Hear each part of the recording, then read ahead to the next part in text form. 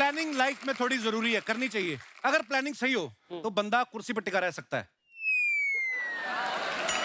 और अगर प्लानिंग ज्यादा ही सही हो तो किसी को उठा के भी बैठ सकता है। देखिए आप, अच्छा कई इंसान ऐसे होते हैं उनके पास रिटायरमेंट तक की प्लानिंग होती है। हाँ। और कई ऐसे भी होते हैं मेरे जैसे जो सुबह उठ जाते हैं, हाँ। उसके बाद उनको ये नहीं पता करना क्या है, उठ तो गए। ऐसे लोग फिर नाश्ता करके दोबारा सो जाते हैं।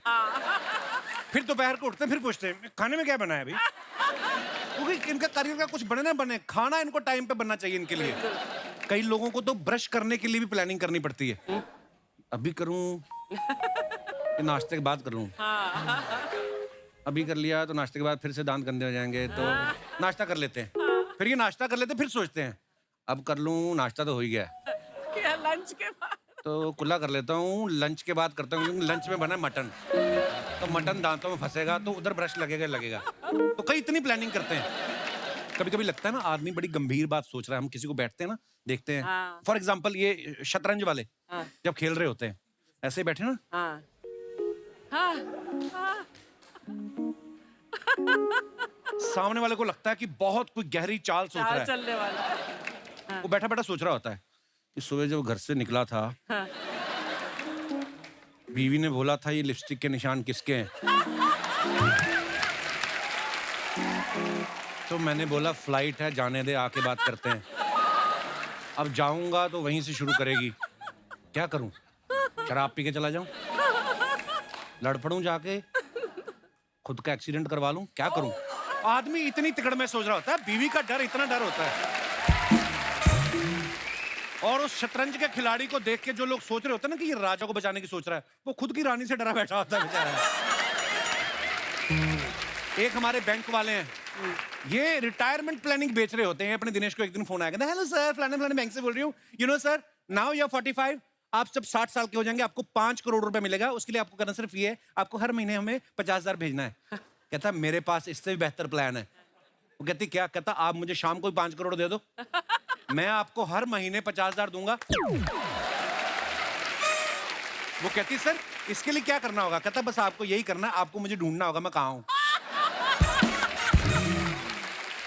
और वो जो लड़की सर सर करके बात कर रही थी, वो एकदम से गाली गलौच पे आ गई थी, रख भिखारी लुखे, कहां से आ जाते हैं फोन उठाने। अच्छा लड़कों के करियर को लेके फ्यूचर प्लान बदलते रहते हैं। जब 5वीं 6ठी क्लास में 98% मार्क्स आ जाएं तो बच्चे सोचते हैं हम साइंटिस्ट बनेंगे, लेकिन अगले साल 98 के 89 रह जाते हैं, फिर वो डॉक्टर बनने की सोचने लगते हैं। और 3 साल बाद जब 70% हो जाते हैं, उसके बाद सोचते हैं इंजीनियर बन जाएंगे।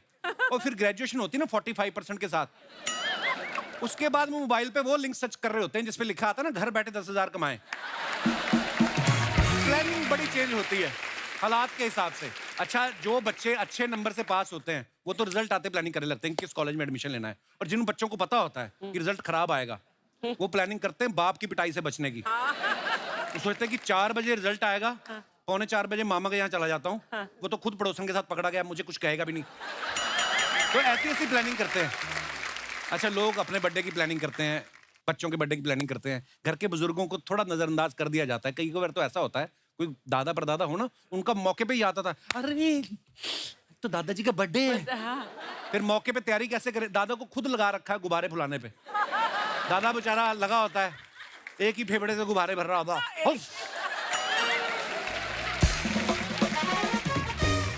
80 गुब्बारे फुला के ना बेचारे की हालत ऐसी हो जाती है, शाम को बोलते पापा जी मोमबत्ती फूंक मारो, अरे कमबख्तो सारी फूंक तो गुब्बारे में डाल दी, अब कहां से मारूं मोमबत्ती पे मैं। अच्छा कपड़ों की भी प्लानिंग करके चलते हैं लोग। थोड़ी ठंड लगी ना तो हाफ स्वेटर निकाल लिया, थोड़ी ज्यादा लगी तो फुल स्वेटर निकाल लिया, थोड़ी और लगी कान का टोपा निकाल लेते हैं वो, है ना। कुछ लोग कपड़ों पे भी खर्चा नहीं करते, थोड़ी सी ठंड लगी क्वार्टर,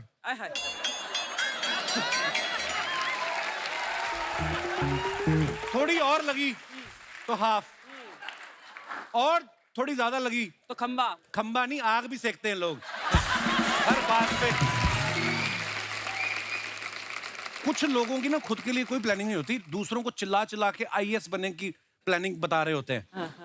आप देखना कभी मोटिवेशनल स्पीकर बहुत सारे ऐसे होते हैं, वो बड़ा जोश से बात करते हैं। वो किसी भी लक्ष्य को पाने के लिए प्लानिंग जरूरी है मेरे दोस्त, वरना आपका लक्ष्य सिर्फ सपना बन के रह जाएगा। फेल हो गए तो क्या हुआ, फिर से ट्राई करो, मगर चलते रहो। पहाड़ों से निकली हुई नदी को देखो, उसने आज तक रास्ते में किससे पूछा नहीं कि समंदर कितना दूर है, लेकिन वो समंदर से जाके मिलती है दोस्तों। इसलिए मैं कहता हूं, चलते रहो, चलते रहो। ये जो दूसरों को बोलते हैं चलते रहो, अभी ये ससुराल में जाते हैं ना, कोई गाड़ी नहीं लेने आए, ये दूसरी तरफ चलना शुरू कर देते हैं। मैं बेइज्जती कराने आया हूं, मैं नहीं आ रहा हूं। अच्छा, मेहमानों के हिसाब से भी अलग प्लानिंग होती है। अगर तो मेहमान अच्छे खासे घर का है, पता है कि हर बार गिफ्ट लेके आता है, उसके लिए बड़ी प्लानिंग करते हैं। वेलकम ड्रिंक क्या होगा, बीवी मैं पूछी थी, वेलकम ड्रिंक, उसके बाद थोड़ा स्टार्टर दे देंगे, और गोलू जाके बाथरूम में चेक करके और नैपकिन है, सब टिश्यू पेपर है, इतनी प्लानिंग होती है। और अगर मेहमान का रिकॉर्ड थोड़ा खराब हो, उसकी प्लानिंग अलग से होती है। बेटे अंदर जाओ, बाथरूम में जाके हैंड वॉश में पानी डाल दो, 25 बार हाथ धोता है तुम्हारा मामा।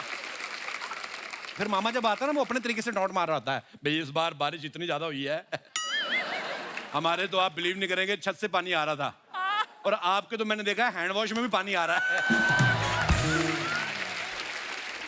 अच्छा, कोई कितनी भी प्लानिंग कर ले, माँ बाप से बढ़िया प्लानिंग कोई नहीं कर सकता। बढ़िया कह लें या ये कह लें, जो दिल से प्लानिंग करते हैं। बच्चा जब छोटा होता है ना, तो माँ बाप उसके फ्यूचर के लिए अलग अलग फंड में पैसा जमा करते हैं, पढ़ाई शुरू करता है, अच्छे स्कूल कॉलेज में एडमिशन की प्लानिंग शुरू करते हैं, पढ़ाई पूरी हो जाती है, उसकी शादी की प्लानिंग करते हैं, शादी फिक्स होते हैं, उसके लिए घर के ऊपर दूसरी तीसरी मंजिल कमरे बनवा लेते हैं। अच्छा, बाप बच्चों के लिए घर बड़ा करने की प्लानिंग कर रहा होता है, लेकिन उसी समय बच्चे अपनी प्लानिंग बता देते हैं कि पापा, मैंने और अंजलि ने फैसला किया कि हम लोग यूएस जाके सेटल हो जाएंगे।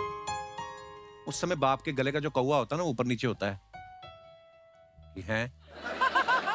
क्योंकि बाप ने जो बहुत मेहनत करके घर बनाया होता है कि यहाँ पे मेरा बेटा, मेरी बहू, मेरे पोते पोतियां खेलेंगे, वो घर फिर सूना हो जाता है, क्योंकि बच्चे विदेश चले जाते हैं। उस खाली घर को आप कभी दूर से देखना, ऐसा लग रहा होता है जैसे छज्जा यूं करके देख रहा है कि मेरे बच्चे कब आएंगे, ऐसा भी होता है। सो इसलिए तो पिता के घर पे एक बात याद आई कि पिता का घर कभी जर्जर नहीं होता, खूबसूरत उससे कोई मंजर नहीं होता, बसते हैं जहां सपने बचपन के, उससे पावन कोई मंदिर नहीं होता। प्लानिंग ऐसी करो कि परिवार साथ में रहे।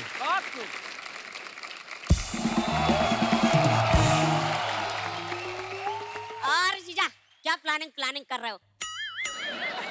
तेरा बाप तो करता नहीं, धड़ाधड़ पैदा किए जा रहा है, मैं भी ना करूं? हैं? और मूंछ क्यों कटवा दी तूने? मूंछ के पीछे तेरा मुंह छुपा हुआ था, अच्छा लग रहा था। हाँ। अभी मुंह देखो इसका, ऐसा लग रहा है जुराब में से अंगूठा बाहर निकला है। ओ देखो जीजा। वो जीजा नहीं बोलना मेरे को। हट। तो सुनो मिस्टर कप्पू शर्मा, अगर आज आपको मैं आपकी बीवी याद नहीं दिला दिया तो मेरा नाम भी गोली नहीं। आंखों में आंखें डाल के बात कर बे, ऐसा क्या करेगा तू?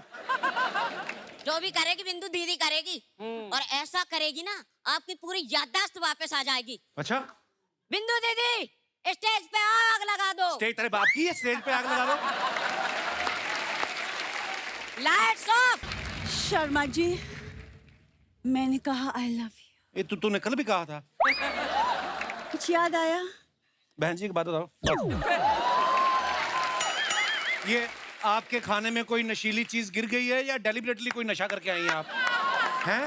ये क्या कर रही थी आप? हद हो गई है। शर्मा जी, मैं यहाँ इतनी कोशिश कर रही हूँ कि आपकी याददाश्त वापस आ जाए, और आप है कि अर्चना जी, तुमने फिल्मों में नहीं देखा है, हीरोइंस ऐसी तो हीरोज की याददाश्त वापस लाती है। अरे जैसे किशन कन्हैया में माधुरी गाना गाती है तो अनिल कपूर की याददाश्त वापस आती है। फिल्म अनजान में दोबारा माधुरी ने गाना गाया तो शाहरुख खान की याददाश्त वापस आ गई। माधुरी दीक्षित डांस करेंगी ना तो मेरे बाप की याददाश्त भी वापस आएगी। कहाँ वो माधुरी, कहाँ ये आधी अधूरी छुचुंदरी? छुचुंदरी। जीजा ये बताओ, दीदी का बचपन का नाम आपको कैसे पता चला? चल, एक तो जब से मूछें कटवाई है मेरे से देखा नहीं जाता ये। अरे तो मत देखो ना उसे, मुझे देखो ना तुम। एक सेकंड, तुम जाओ, आज तुम्हारी जीजा जी से मैं निपटती, तुम जाओ। अरे दीदी, डिनर का टाइम हो रहा है, जीजा से इतना भी मत लड़ना कि खाना ना मिले। जल्दी से सॉरी बोलो और अंदर आओ फटाफट। जा यहाँ से, दबाओ। भूखे नहीं मरना हमें। देख रही हैं आप अर्चना जी, ट्रेंड भिखारी हैं ये लोग। उस दिन इसका बाप बर्तन धोने वाला साबुन नहीं था, उसमें पानी डाल के घोल के पी रहा था, कहते 100 नींबुओं की शक्ति होती है बेटा ये इसमें। इसका बाप बोल रहा है मेरे को। जी, आप जितना ध्यान पापा पे देते हो ना, उतना ध्यान अगर मुझ पे दिया होता तो आज आपके दिल के बगीचे में मेरे प्यार का फूल खिल जाता। देखा, दिल के बगीचे में प्यार का फूल। बाप पेड़ पे सोता हो ना, बच्चे ऐसी शायरियां करते हैं। हाँ, तो कभी तुम भी मुझे एक शायर की नजर से देखो ना शर्मा जी। हाँ अर्चना जी, लड़कियों की कदर सिर्फ शायर ही करते हैं। वो हमारे लिए कहते हैं, ये शायर लोगों ने लड़कियों को बिगाड़ के रखा है। जितने भी लोग टीवी पे देख रहे हैं, मैं बता रहा हूँ आपको, यही लोग लड़कियों के लिए लिखते हैं ना कि वो एक लड़की को देखा तो ऐसा लगा जैसे नाचता मोर। अरे मोर इज अ जेंट्स। मोर बेचारा जेंट्स है, तारीफ लड़की को मिल रही है। अरे लड़कों के लिए नाचता हुआ बागड़ बिल्ला लिख देते। एक लड़की को देखा, ऐसा लगा जैसे शायर का ख्वाब। हम शायर को जुराब भी नहीं है। I don't be jealous Sharma ji, आप कुछ सीख लो ना शायरों से। क्या क्या मैंने को नहीं सीखना, झूठी तारीफ की जाती लड़कियों की। गुलाबी आंखें जो तेरी देखी, शराबी ये दिल हो गया।